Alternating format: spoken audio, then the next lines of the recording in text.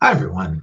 Welcome to another Clean Machine Live. This is Jeff Palmer, and I'm going to talk about today something that I think is vitally important, and not because of aesthetics. It's important for overall health, fitness, and could be even life or death. So let me start with an introduction. Welcome to Clean Machine Live. I'm Jeff Palmer, CEO and founder of Clean Machine, a plant-based fitness nutrition company. This video is for informational and educational purposes only and is not intended to diagnose, treat, cure, or prevent any disease. Okay, let's start with being overweight. This is nothing to be ashamed of.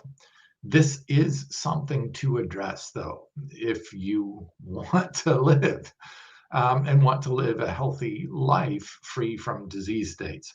So let's let's start with how this all began. We have now 10 food companies that control over 90% of all of the food Americans eat. And the vast majority of that food that they produce is processed food. It is food that has had the fiber removed, had the micronutrients removed, have the polyphenols and all the phytonutrients removed. They are tearing apart our food and making it less and less healthy for us. And these are the options that are available, whether it's fast food or in grocery stores, whether it's the cereal aisle or restaurants. The food that is available to us is horrendous. and this has resulted in now over 70% of all Americans being overweight or obese.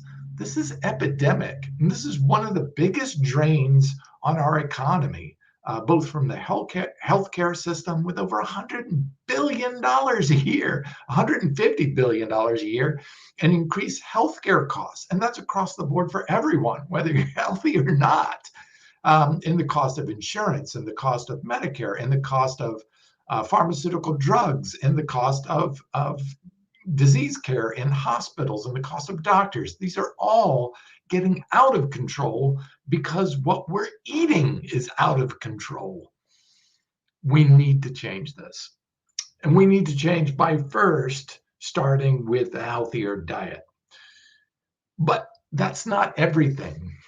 When we have situations that we've created, man-made situations like this situation, where we've created a horrible food supply that is causing obesity and disease states, we need greater action. If it was just a little bit of bad food, well, then a little bit of good diet would correct it.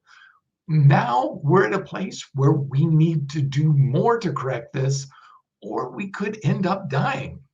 Remember, obesity increases the risks for cancer, increases the risk for heart disease, for strokes, for diabetes. It's now even called diabesity, which is obesity and diabetes combined, because obesity is almost exclusively causal to diabetes. So when we look at all these disease states, the top killers that are all contributed to that, and look, even your risk of dying from COVID is greatly increased if you're carrying excess body fat, if you are overweight or obese. So there's no two ways around it. This weight needs to come off, and it needs to come off quickly, or we run the risk of dying. Well, there was an interesting study that I did just recently talk about on a previous one. If you do check it out, I go into a deeper dive, but I'm just going to bring this up again because it's worth reviewing, which is the different effects of lifestyle intervention on high and low risk pre-diabetes, results in randomized controlled pre-diabetes lifestyle intervention. It's called the PLIS study, if you want to look it up, PLIS. And it was actually done by the American Diabetic Association. So they had put together a diet for people on diabetes to try to reduce their risk of diabetes. But they found about 60% of the people, even with the diet and light exercise, did not get results that were life-saving, did not normalize their glucose levels and normalize their insulin sensitivity. So they decided, okay, Well, what if we just take one factor? Don't change the diet at all. We just double the amount of the exercise that they do. And the results showed, and this is a direct quote, that more exercise, i.e., more intensive lifestyle intervention, which is doubling the amount of exercise they were doing, helps people at high risk improve their blood glucose and all of the cardiometabolic levels and reduce liver fat content to within normal range, where conventional lifestyle intervention with just a light exercise and diet was less effective. So this is really clear that even the American Diabetic Association is seeing we need to step up our exercise levels because diet is not sufficient to what we have already created in this monster of epidemic of obesity and diabetes in humans. All right. So let's get to the study that I want to talk about because this is a really important one. Because a lot of people say, okay, well, I'll start walking or I'll start doing some cardio with that. And that's great. Anything better than nothing is great, is awesome. But when we're talking about life or death situation, when we're increasing our risk for cancer, heart attack, stroke, and diabetes, all by carrying extra weight, getting that weight down to a reasonable level, to a healthy level, is important to do as quickly as possible before it causes serious effects. Remember, diabetes is the number one cause of blindness in the United States. Diabetes. Remember what the number one cause of diabetes is? Carrying too much body fat. Number one cause of amputations in the United States, diabetes. So you see these have grave impacts. Look, my neighbor, my next door neighbor had his leg amputated from the knee down because of diabetes, because he refused to change his diet. Now, he lost his left foot because he refused to change his diet. To me, that's not a good exchange. I'd like to keep walking. I'd like to keep my limbs. I don't want them amputated. I don't want to go blind because I refuse to change my diet. But exercise can make such a big difference as well. When you combine a healthy plant-based diet with exercise, you can get a lot more accelerated results. This study shows why. I'm going to pull the study up on the screen and actually I'll pull up the study in the comments section so you can see it here up on the screen. So this is the study, and the study is titled "The Effect of Exercise Type During Intentional Weight Loss on Body Composition in Older Adults with Obesity." So this was done in 2017, had 249 participants in it, and it was an 18-month-long study. So it was a good-sized study and good amount of time to look at the results. So this is their conclusions, that weight loss in the RT or resistance training results in less lean mass, less muscle lost than weight loss diet alone or weight loss diet with aerobic training. Weight loss plus exercise yields greater fat mass loss than diet alone. There it is, pure and simple. You lose more body fat. So let's actually take a look at what that looks like in the graph. So I'm going to pull up the graph from the actual study, and it's pretty clear. So over on the left-hand side, you see the smallest bar there. That is diet alone. And then the next bar, you see the gray bar in the middle. That is diet with aerobic exercise. But do you see the dark part? That's the loss of lean muscle. Now, if you go to the one to the furthest to the right, you see the greatest amount of fat loss. That's the gray bar there, going down further with resistance training. That's weight training. And you also notice the dark gray bar there, half as much muscle loss as those doing aerobics. Now, this is really important, and I want to explain this in depth because it is so important.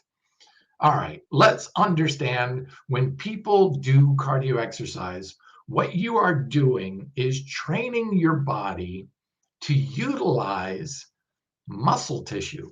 It's called a type 1 muscle type fiber. Type 1 is used for endurance. And our body has developed these two different fibers, type 1 muscle fibers and type 2. There's actually type 2A and type 2B, but the fast twitch and slow twitch muscle fibers. Now, the type 1 muscle fibers, great for endurance because you can use them over and over and over again, and they use very little calories. So this is a very efficient way for us to achieve running or swimming or doing stuff that we may need and not burn up too much calories. It's calorie efficient. So doing cardio actually burns less calories because you're switching your muscle fibers over to type 1 muscle fibers. Whereas type 2 muscle fibers are used for more burst strength. Heavy weights, moving stuff takes a lot more energy, and the muscle fibers are larger, so they actually consume more calories. When you work out with weights or resistance training, and when they say resistance training, I don't mean just weights. You can use bands, you can use machines. Pilates is resistance training. There's lots of ways. You just need something that resists the thing so that it's more strenuous. When you do that, you're using type 2 muscle fibers, which are very different. Now, those were meant and designed in our bodies to handle bigger strength. Type 1 fibers, not so strong. Type 2 fibers, much stronger, but burn a lot more calories. So when you work out with weights or do resistance training, you're actually recruiting more type 2 muscle fibers that burn more calories. But when you also do weight training, your body says, wait a minute, if you're taking on weights and you're doing this on a regular basis, you're consistent in your workouts 3 to 5 times a week at least, then your body starts saying, okay, well, let's preserve that muscle. Let's hang on to that muscle because you're going to need it. I see that you keep using this type of muscle tissue, so let's preserve it. So that's really important. And when you look at this, here you can see that last bar on the right, the resistance training preserves more of that muscle, preserves twice as much muscle as aerobic training. Aerobic training actually ends up burning muscle when you combine it with dieting. Well, this is the big problem that I see. So here's what you get. When you start out with X amount of body fat and X amount of muscle, right? Now, when you diet and exercise, you're going to decrease, you're going to burn up some of that fat, but you're also going to burn up some of that muscle. Now, when you gain that fat back, it goes up to here. Now, what have you done? You've increased the ratio of your fat here to your muscle here. Now, muscle burns 13 calories an hour. Fat burns 3 calories an hour. You can be the exact same weight burning less calories every single hour of every single day by dieting and exercise if it's aerobics. Now, if you continue to do the aerobics, yes, you can keep and maintain that. But what you're doing when you reduce that muscle is you're burning less calories all day long, all day, every day, because that muscle actually burns more calories. So when you weight train and you drop that muscle and you weight train and you gain muscle, now you're burning more calories in every day. So here's the problem that people get into. All right, I start out with X amount of fat and I start out with X amount of muscle. I diet and I lose some muscle and I lose some fat, but then I gain the fat back. Now I'm the same weight, but I have less muscle. So if you eat the exact same amount of food, you will gain weight. This is the problem that people run up against. Hey, wait, I'm eating the same amount of calories. How come I'm gaining weight? It must be my age. No, it's what you did to your body that did it. You lose muscle. Now, people can lose muscle as they age from disuse, but I'm in my 60th year of life. Do I look like I'm losing muscle? No, it's because I train and I train with intensity and I eat resistance training. This can help you maintain strength, but maintain more muscle that will burn more calories all the time. That's how I can stay lean at under 10% body fat all the time, because I am carrying more muscle. that is burning calories. Remember, 2.5 pounds of muscle anywhere on your body. That means just a few ounces here and everywhere else on your body. If you put just 2 pounds of 2.5 pounds of muscle, you're going to burn a pound of fat every single month more than if you did not have that. Now that's 12 pounds of fat that you're burning off that you won't gain in a 1 year period. You keep adding the years and you can see how people get obese and overweight. This is the problem. You get into this ratio where you push down the amount of muscle from dieting, and then when you gain it back, you have a higher fat to muscle ratio. Eating the same calorie inputs, because you're burning less, because you have less muscle, you are going to gain weight. So you can either eat a whole lot less, which is not usually what people prefer to do, especially when they've been into adulthood and are eating the same amount of meals and diet every day and they're used to it. They don't think that means it feels like you're dieting all the time. And then people will rebel against that. And it's not sustainable. That's why when you actually gain muscle, you could eat more and not gain body fat. Now, isn't that sounds like a much better option for you to do it? I know I love eating. I enjoy eating. I enjoy my food. And for me to be able to carry more muscle just because doing something I love, which is exercise, making sure it's intense exercise, you can actually get yourself to actually eating and enjoying food without worrying about calorie counting and macros and all that. I don't even count macros. I don't count calories at all. I don't have to. I look in the mirror, I go, oh, I look great. I'm low on body fat. I'm shredded. Oh, cool. That's great. It's because I just focus on the training and eating healthy plant-based foods. The more healthy plant-based foods you eat, the better that's going to help. When you combine these two, whole food plant-based diet, especially plants high in fiber and polyphenols, these both help your gut improve that. But remember, your gut microbiome actually changes and increases in biodiversity when you do strenuous exercise, resistance training. It changes your microbiome, and your microbiome actually produces more of the bacteria that help you burn fat more. Just exercise changes your microbiome to help you utilize the energy that you're intaking more efficiently and more effectively. So exercise has a whole host of benefits, not just in weight loss. But let's dig down into these results. Yeah, I'm going to go ahead and bring the results up on the screen here in a second. Okay, so here are the actual results. As you can see, diet alone, they lost about 4.8 kilos, or about 10-11% of their body, but they also lost muscle. Aerobic, they lost more fat from 4.8 to 6.8. So this is aerobic exercise with a diet. Great, okay. But look at resistance training, 7.8. So you lost even more body fat, but more importantly, you preserved the muscle. Only 0.8 of a kilo of muscle was lost when resistance training was incorporated with a healthy diet, whereas twice as much muscle was lost when you did diet and aerobic training. This is where the problem is. You're changing the muscle fiber, you're burning less energy, and your caloric load needs to go down even more, which then causes you to lose more muscle, which means you're not going to burn as many calories, which you have to reduce your calorie intake. And you see how that cycle is not a good cycle to be on? You know,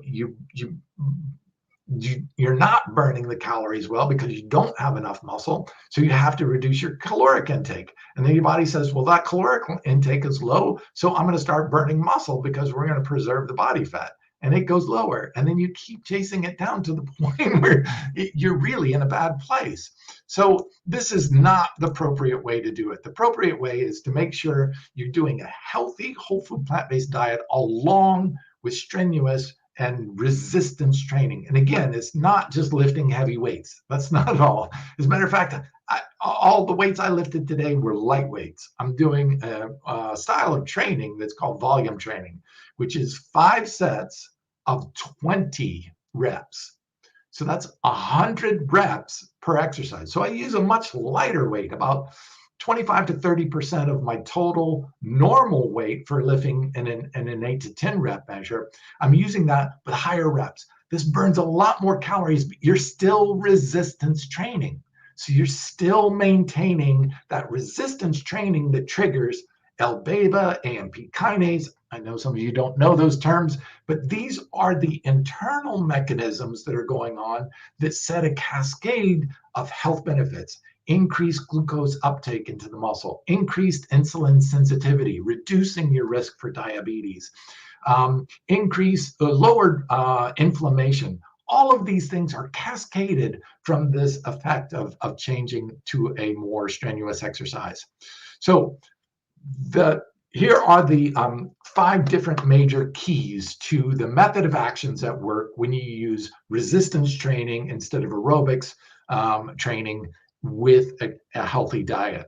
So the muscle fiber type is 1. You're utilizing type 2 muscles, which burn more calories than type 1 muscle fibers, which are used during endurance training, like cardio. The calories used during your training go up because workouts actually with weight or resistance require more energy, right? They require more energy to make that contraction happen, whereas walking or running or just doing things is a little bit more easy for the body to do. Plus, remember, different fiber type. So number 3, so you're burning more calories by using a different fiber type, type 2. Number 2, you're increasing the calories used during training. Number 3, you're increasing the calories used after training. Now, this is really important because I saw somebody post a thing that's saying, oh, weight training burns 600 to 800 calories and you can easily eat that in a meal. And that's true, but that's not all the calories that are burned. Remember, the more you increase muscle, the more that is burning more calories for your body all day long. Even when you're at rest, even when you're asleep, you're burning more calories if you have more muscle on your body. It's just plain physiology. And that's why the body says, if you are not using that muscle, we're going to break it down because it uses too much energy, because it's intensive in its use of energy. So the body says, well, it uses up too much energy, and our body wants to conserve energy, make sure we have enough to survive, right? It's a survival instinct. So the body will actually break down and remove muscle when it sees its calories are too low. And that's what's happening when you're dieting and using aerobic, is your body says, oh, wait a minute, I don't have enough calories coming in. You're burning up a lot of calories through aerobics. I'm going to start tearing down some of this muscle because you're not using it. The type 2 muscle fibers, you're not using it, and it's using calories all day long. So we're going to just take away that muscle because it's taking away calories that you need to preserve. So that's exactly what you don't want to happen. You want to be able to maintain that muscle mass so that you are burning more calories and can keep a very low body fat percentage in a healthy range that will keep you going without having to regain or lose muscle and lose strength. Number 1 reason for hip fractures is loss of strength as we age. And if we can maintain that strength, we can reduce this. Number 1 cause of death in nursing homes is slip and falls or hip fractures. Because of the hip fractures can cause infections and cause complications that end up causing the death. So maintaining your strength is vitally important, especially as you get age, but also for everything we do. So the muscle lost, it means fewer calories too. So now you've got 4 different reasons why using strength training, using resistance training can help you maintain a better weight and maintain that muscle that will burn those calories. And then finally, L-beta. So the mechanisms that the body starts in a cascade. Let me go ahead and pull up what that looks like.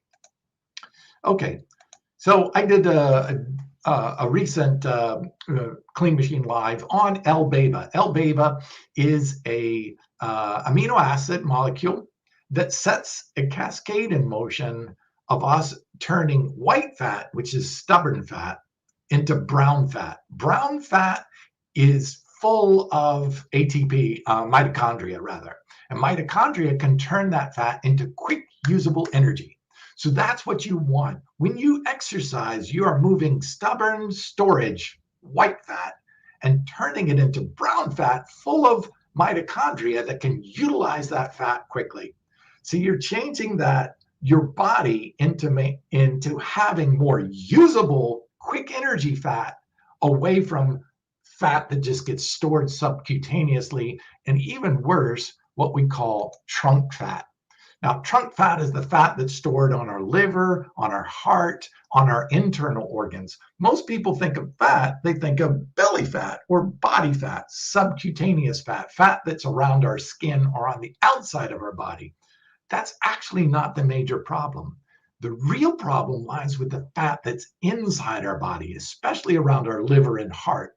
When these start to congest those things, we cause heart attacks or liver dysfunction, what's called non-alcoholic fatty liver syndrome, which can lead to a whole cascade of negative effects, including hypertension, diabetes. Just the list of diseases goes on from there. It's the beginning point for a whole bunch of disease states. So we want to bring down that internal body fat, and we do that by converting it from white fat, which is stubborn storage fat. That's fat where it's just hanging on to the triglycerides, the fat stores. When you move it to brown fat can be burned for energy when you need it, on demand, quickly, because it's full of mitochondria that can convert that triglyceride into usable energy.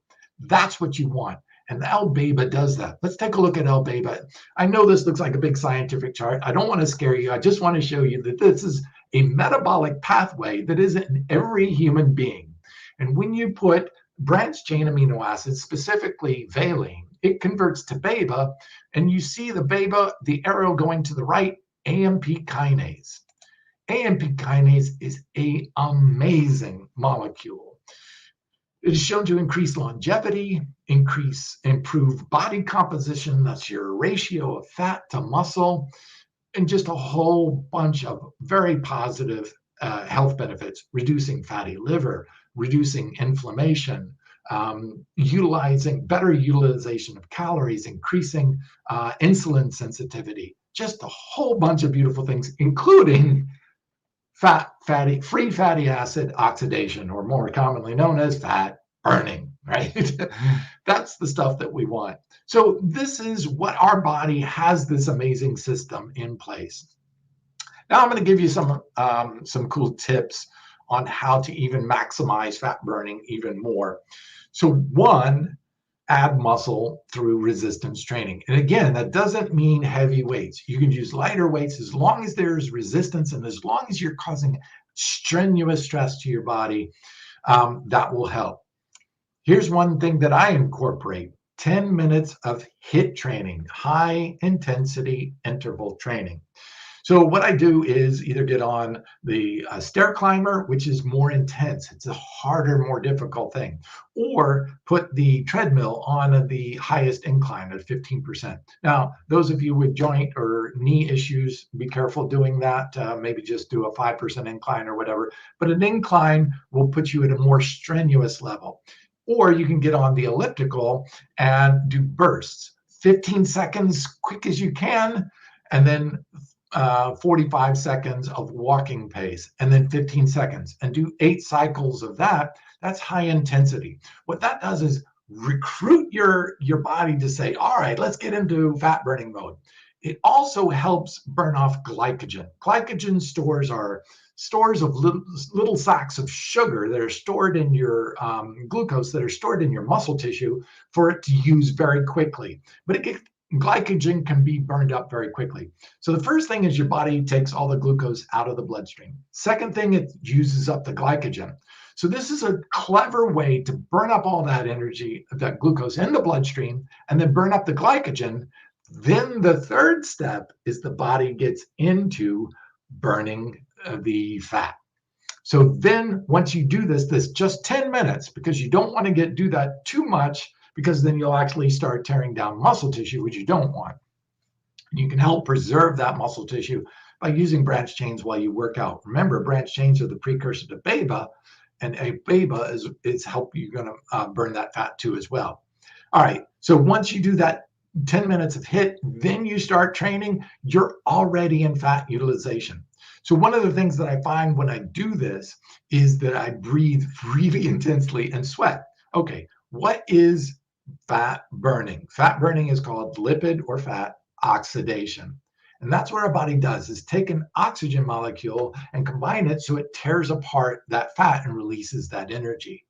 So you can tell if you are in fat burning mode by how much you're breathing, because your body says, okay, I'm breaking down a bunch of fat. I need more oxygen. I'm going to force you to breathe in more, right? So your breath is going to go up. Your sweat is going to go up because as you're burning that, you're releasing heat. And your body heat will go up, which will cause you to sweat. So when you find yourself breaking into a sweat and breathing really hard, that is the fat burning process. That's what it looks like from the outside. And that's what's going on the inside, is your body is taking all of that oxygen as you're breathing in really fast and really heavily and using that oxygen to break apart that, release the heat, which is causing sweat so your body can cool itself back down again. All right, so using 10 minutes of HIIT right before you go in there will get your body burned up on the glucose in the bloodstream as well as the glycogen so that you can hit fat burning stage throughout your whole workout. Use full body workouts. Now, I use individualized because I'm focusing on muscle gains. So I work on more intensifying that. Also, because I'm in my 60th year of life, I need a little bit more rest and recovery in that. So, and I want to train more often. So for my purposes, I use that. But if you're looking to burn maximum amount of fat, use whole body training. Why is this? Because when you engage, the more muscle groups you engage in a single session, the more energy the body has to use to heal and repair and work all those muscle groups. So using whole body training is one of the best ways to accelerate fat loss if that's your goal. Using branched chain amino acids. Remember, this is branched chain amino acid. Valine is the precursor to beta, which is the precursor to PPAR alpha and AMP kinase, the whole cascade of what helps your body become more efficient at burning calories. Eat a whole food plants diet, especially foods rich in fiber and polyphenols.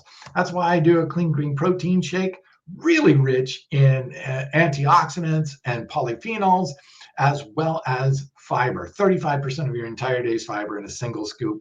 And I combine it with berries. Berries are great. They're low glycemic. They're high in fiber, high in prebiotics, and polyphenols themselves not only help your body burn fat, but polyphenols are prebiotics used by our gut bacteria to produce other chemicals that help you utilize calories more efficiently and effectively. So anything that is brightly colored, orange and blues and greens and purples and reds, and any of the fruits that are high in colors are higher in polyphenols, especially berries, because they're great low glycemic. Strawberries, blueberries, raspberries, blackberries. The darker the color, generally the higher the polyphenol content. And then reducing stress. Stress causes an increase in cortisol, and cortisol can cause fat retention. Now, the good news is, and I'm going to go ahead and put this one up on the screen there too, is that the more you use a strenuous exercise, the greater the anxiety comes down. So I'm going to put this one up on there because this is important. I definitely use this. Look, I run a company and it's stressful. There's no two ways around it. You know, it's got a million moving parts and people and everything I have to work with, including you guys and your orders. Thank you very much. But the stress can be real for everyone in today's life. But I'm going to go ahead and put this one up on the screen. And this is the effects of exercise on symptoms of anxiety in primary care patients. So this is randomized on RCT, a randomized controlled trial. And they showed there was significant intensity trend for improvement. That is, the more intensely the patients exercised, the more their anxiety symptoms improved. Exercise is one of the best ways to reduce stress. Use it as a tool. Use it. If you're stressed and you feel like, oh, I don't want to work out, work was a drag, stressed with traffic was horrible, I'm all stressed out. Get in the gym. That's going to help reduce and recover that stress so that you have more energy. And remember, all that stress produces cortisol. Cortisol speeds up the brain. And most people who have trouble sleeping at night, it's because they have too much cortisol in their bloodstream. It keeps your brain too active. That busy brain where you can't turn off your head when you're trying to sleep. Yeah, that's cortisol at play. When you exercise, that drops the cortisol like a rock because your body is actually relaxed now and you've initiated a whole cascade of events that are going to actually reduce that cortisol, bring up your hormone levels, that DHEA, testosterone, and stuff like this that actually help heal and repair. Remember, in stress, cortisol can tear down muscle. What you want to do is increase that DHA levels, like with cell block 80 or in TENS, both clinically proven to help you increase those good hormone levels and bring down that cortisol. Actually, it's the ingredient, the ashwagandha in cell block 80, amazing at helping reduce cortisol back into normal ranges so that you're not getting that cortisol storage of fat and cortisol tearing down muscle. Stress is a killer. Stress is a killer on our health, but it's also a killer on our fitness goals too as well. Drinking plenty of water. Great. There's multiple studies out there. Just type it in on Google and you'll see drinking water. Here's one study. Drinking water is associated with weight loss in overweight dieting women, independent of diet or exercise. Just drinking more water, especially drinking water right before meals or closer to the end of the day, can actually increase your weight loss. So these are some great tips for you to use. And my goal is to really get you to incorporate more of these, especially how important resistance training is to maintaining a healthy body weight. And look, yes, you can feel better and look better, but that's not why I'm talking about this. I'm talking about this because it's important for our health. Do we want to live a healthy and happy life? Do we want to be present and alive for those who we care about? Our kids, our family members, our friends, our loved ones, our husband and wives. These things are important. Let's be present for them. Look, I lost my father when he was 48 years of age. I lost my mom when she was 60. My brother when he was 58. God, I wish they were around. I wish they'd taken better care of themselves. I have so much joy I want to share with them, and they're not here to share it with me. That's why it's important to me. That's why I do what I do. I want to get you to have the healthiest life you can so you can live a rewarding life with the people you care about, and you can be a great example on them too as well. I hope you enjoyed this one, and please, this is not about fat shaming. I respect everybody where they're at. We all start somewhere.